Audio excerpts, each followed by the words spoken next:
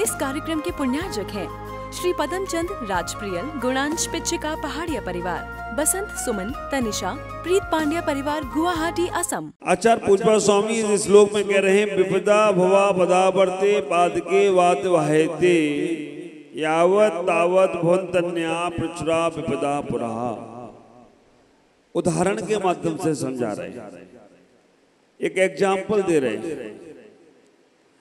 आचार्य कह रहे हैं संसार में तुम जितने दुखों से बचने की कोशिश करोगे उतने ज्यादा दुख आने वाले। एक दुख समाप्त होगा नहीं, दूसरा दुख उसके लिए तैयार बैठा है। एक संकट का निवारण हो नहीं पाता है, दो चार संकट उसके साथ और चले आते हैं। मालूम हमारी स्थिति कैसी हो गई है।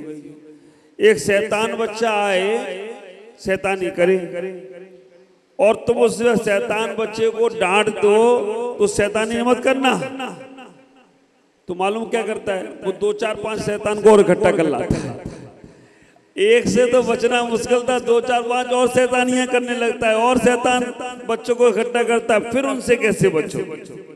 और अगर एक बच्चे की शैतानी को समता से सहन कर लेते तो आप विचार करके रखना, दो चार और तकलीफें जो आने वाली थी वो तकलीफें नहीं आती। आप एक तकलीफ को दूर करने के लिए कितने साधन करते हो, एक विपत्ति से बचने के लिए कितनी तुम संपत्तियां जोड़ते हो, एक तकलीफ को दूर करने के लिए कितना आयोजन और कितना प्रयोजन करते हो, लेकिन एक तकलीफ दूर करने के लिए जितने साधन जुटाए हैं वो सब और तकलीफ में आने वाले। आचार्य ने एग्जाम्पल उदाहरण दे दिया।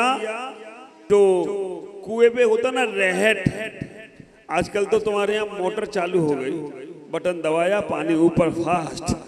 अब विचार करके रखना, पहले का जमाना था जब कुएं में एक रहट होती थी, खेतों में पानी डालने के लिए वो रहट घूमती रहती थी और वो गाय उस रहट को चलाता रहता था, पानी भरता था नीचे और ऊपर आकर खाली हो जाता था। जितने खाली होते थे उतने भरे जाते थे। आप विचार करके रखना, रहट का उदाहरण दे दिया आचार्यों ने कि जैसे वो रहट पानी खाली करता था ऊपर आकर खेतों में डालने के लिए, नीचे वही रहट फिर पानी से भर जाता था।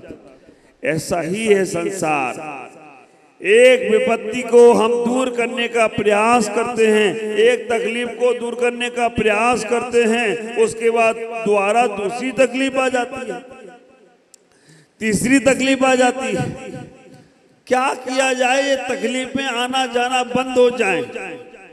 तो आचार्य कहते हैं जब तक जन्म मरण का बंधन दूर नहीं होगा तकलीफें आती ही रहेगी। ख्याल कर, आप कुछ अच्छे काम कर लेते हो, सोचोगे अब तकलीफ में दूर, अच्छे काम करके देवगति में पहुंच गए। अब जो धर्म कर्म यहाँ कर रहे हो वो भी वहां नहीं कर सकते। ख्याल करना, धर्म कर्म कर भी लोगे लेकिन संयम नहीं ले सकते।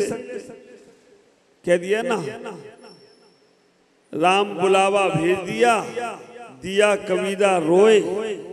राम ने बुलावा भेजा और फिर भी कबीर रो रहे। राम बुलावा भेज दिया, दिया कबीरा रोए। क्यों? जो सुख सत्संग में वो बैकुंठ में ना होए। विचार करके रखना, जो सुख सत्संग में है, गुरुओं के पास है, वो बैकुंठ में नहीं है। वहां क्या करोगे? वहां तो तुम नहीं चाहो तो भी कंठ में अमृत झलकेगा ही झलकेगा।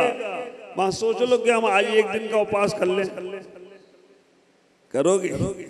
देवगति में जाने के बाद सोचोगे आज हमारा शाम को पानी का त्याग। हाँ, वहां पानी तो नहीं है लेकिन अमृत है। और ऐसा नहीं है कि रोज पे रोज तुम्हारे कंठ में अमृत झलकता हो। 15 दिन में, 20 दिन में, जितनी जहां की आयु है ना उतने पक्ष में अमृत झलक ही जाता है। एक सागर की आयु है तो एक पक्ष में तुम्हारे कंठ में अमृत झलकेगा ही झलकेगा। तुम सोचो कि हम त्याग कर दें, कर नहीं सकते। हाँ, और इस मनुष्य पर्याय में कितना मेन पावर तुम्हारे पास है। आप विचार करके रखना मनुष्य पर्याय में कितना मेन पावर तुम्हारे पास है। नहीं खाना भोजन तो नहीं खाना, पड़ा रहे 56 भोग, ख्याल करो। अब वहां कोई 56 भोग नहीं है, केवल थोड़ा कंठ में अमृत झलकता है। एक सागर की आयु तो एक पक्ष में अमृत झलकेगा ही झलकेगा, कंठ में अपने आप आ जाएगा। 2 पक्ष की आयु, 2 सागर की आयु तो 2 पक्ष, 3 सागर की आयु तो 3 पक्ष। ख्याल करना, इतना ही विचार करने का प्रयास करो, तुम्हें बहुत अच्छा साधन मिला है मनुष्य पर्याय। और मनुष्य पर्याय एक ऐसा चौराया है जहां से हर जगह के दरवाजे खुलते हैं। देवगति में चले जाओ तो दोबारा तुम देव नहीं बन सकते, नरक में चले जाओ तो तुम नारकी नहीं बन सकते दोबारा, नारकी देव नहीं बन सकता, देव नारकी नहीं बन सकता। बस मनुष्य और तिर्यंच गति में ही चारों गति के दरवाजे खुले हुए हैं, कहीं भी जा सकते हो। तो हम इतना ही विचार करें, ये मनुष्य पर्याय में जो भी विपत्तियां आ रही हैं उनसे घबराओ मत, डट के मुकाबला करो। डर के भागने वाला कभी कुछ नहीं कर सकता है, और डट के मुकाबला करता है तो शेर को भी पीछे भगा दे तो कोई आश्चर्य की बात नहीं है। विचार करके रखना, जो परेशानियों से डर के भागेगा, मालूम जो परेशानियों से डर के भागता है। एक बच्चे की कहानी क्या हुई, बच्चा जा रहा था, उसे उसकी परछाई दिखी, है ना, उसे उसकी परछाई दिखी, वो डरने लगा, ये कौन चल रहा मेरे साथ। उसे डर लगा, ये कौन चल रहा मेरे साथ, वो भागा। पीछे क्या हुआ, उसकी परछाई भी भागी। अब तो वो इतना घबराया कि अब क्या करूं, ये तो मेरे साथ ही लग गया है। भागता गया, भागता गया, भागता गया, और वो परछाई भी उसके मालूम पड़ा। परछाई ने तो कुछ नहीं किया, लेकिन दौड़ दौड़ कर उसने शरीर इतना थका लिया, वो लसपस होकर वहीं गिर गया। तो कर्म इतना परेशान नहीं करते हैं जितना तुमने कर्मों का भूत संभाल के रखा है। दुख तुम्हें इतना दुखी नहीं करता है, लेकिन जो दुख का तुम्हें आभास हो रहा है ना, वो ज्यादा हाँ, दुख तो सबके पास आता है। बीमार तो तुम भी पड़े और बीमार तो हम भी पड़े। शरीर को तो आता ही आता है, लेकिन अभी आप हॉस्पिटल में एडमिट हो गए होते और अपन यहाँ मस्त में बैठे। तो विचार करके रखना, दुख तो सबको ही आता है, कष्ट तो सबको ही आता है। अंतर इतना हो जाता है, एक दुख से मन घबराता नहीं है, और एक दुख को ऐसा हुआ बना लेता है जैसे वो सीधा डायरेक्ट कोमा में जाने वाला। ख्याल करो, कभी भी तकलीफों से घबराओ मत। कभी भी कोई कष्ट आए उसे दूर करने का प्रयास करते हो, करना भी चाहिए। कर्म को हम काटेंगे नहीं तो निर्वाण कैसे जाएंगे। कर्म को तकलीफों से हम दूर नहीं होंगे तो हम सुख को कैसे पाएंगे। लेकिन मन मत घबरा, है ना। एक भजन है ना, परम सारदसी गाती है, दुख से मन घबराओ मत, है ना, दुख तो मेरा साथी है। सुनवाएंगे कभी साहब। आप विचार करके रखना, दुख और सुख तो संसार की व्यवस्थाएं हैं। दुख और सुख संसार और शरीर में ही है कि नहीं। दुख और सुख संसार और शरीर में है। सुख और आनंद सुख आत्मा और मोक्ष में हो तो कोई आश्चर्य की बात नहीं है। ख्याल करके रखना, सुख और अनंत सुख आत्मा और मोक्ष में है। तो क्या पाना है तुम्हें? दुख और संसार पाना है तो शरीर में जीने का प्रयास करो, और सुख और अनंत सुख पाना है तो आत्मा में जीने का प्रयास करो। एक बात का हमेशा ख्याल रखना, ये दुख है ना, ये दुख जो संसार में विपत्तियां आ रही हैं, पंचम काल में आचार्य कहते हैं कि पंचम काल संध्या के समान है। कुछ तो सुख भी मिल रहा है तुम्हें, लेकिन अभी जो छठा काल आ रहा है ना, वो रात्रि के समान है। 1% भी सुख मिलने वाला नहीं है। दुखी दुख, नरक में दुखी दुख। तो ख्याल करना, अभी हमने इस पर सोचा, चिंतन किया। सुबह का समय 4 से 6 बजे का पहले काल जैसा समय है, सुखमा सुखमा, सुखी सुख है, सुखी 4 से 6 में उठकर बैठ जाओ आप, आंख बंद करके, मंद मंद हवा चलती है, मन निर्विकृत होता है, प्रदूषण बिल्कुल नहीं होता है, दिन भर की थकान रात में उतर जाती है, सुबह शरीर भी मस्त रहता है। हम वातावरण भी प्रदूषण से रहित होता है, सुबह बिल्कुल फ्री, सोने वाले सोते रहे, आप आंख में दहन कर लो, सुखमा सुखमा का अनुभव करो। 4 से 6, 6 से 8 सुखमा का अनुभव करो, सुबह 6 से 8 में सुखमा का अनुभव करो। पूजा भक्ति है, पाठ है, उसमें लग जाओ, है ना। और 8 से 10 सुखमा दुखमा, क्योंकि खाना भी बनाना है, काम में भी जाना है। सुख तो मिलेगा खाने का सुख, लेकिन दुख भी है, बनाने का भी दुख उठाना पड़ेगा ना।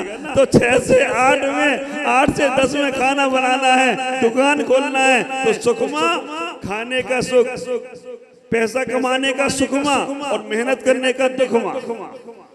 और अब आ जाओ तुम 4 से 6 हो गया, 6 से 8 हो गया, 8 से 10, 10 से 12 आप विचार करना, चौथा काल दुखमा, चौथा काल सुखमा और दुख।